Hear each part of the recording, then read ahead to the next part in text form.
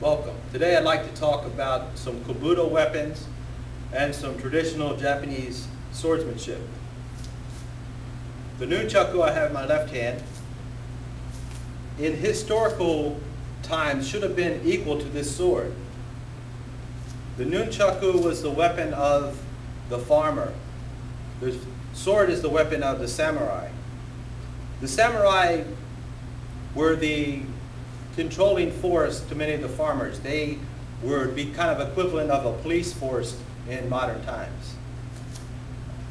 The typical fight of the Okinawan with the kabuto weapons, his enemy would be not another farmer, but a samurai who's trying to take over the territory. So the samurai would come in and try to take over territory in Okinawa. This happened throughout the history.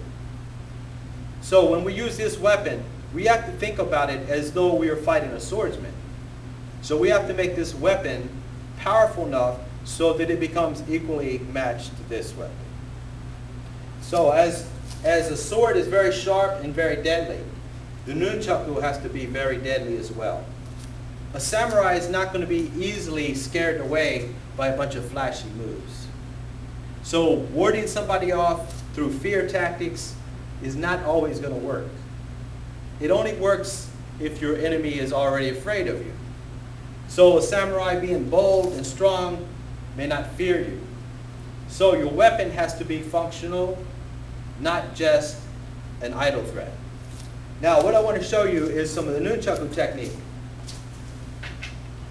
And we want to make this technique powerful that we can take out a samurai who's trying to kill us. First thing we want to do is grip at the base, like if we were holding a hammer. We're not going to hold it up at the top close to the head where we get no force, but the base. The main problem happens when you strike a target, the nunchucku is going to want to bounce back and hit your hand.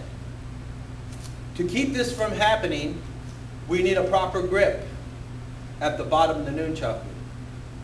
We also need to follow through with our technique. If I strike this tire and stop here, the nunchucku hits the tire, bounces back, hits my hand. But as I strike the tire, I'm going to pull through with the full follow through, and that will keep the nunchucku from hitting me. But if I stop here, it bounces back. It wants to hit my hand. The follow through is important. So a full, complete follow through all the way around the back, all the way to the side. So I'm going to do a few strikes now to show some power that this weapon is a deadly weapon. It's not for flash, it's not for show, it's for killing. So here we go. Whoosh.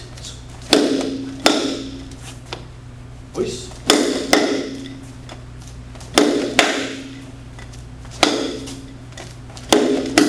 Whoosh. So powerful strikes that would take out an opposing samurai who's trying to kill me. Whoosh. So use these weapons as real weapons. Get you a tire, try to strike a tire with your nunchucku. See if you can do it. Notice the follow through. That way it's not bouncing back to hit my hand. So if I always follow through, my hand's not going to get hit.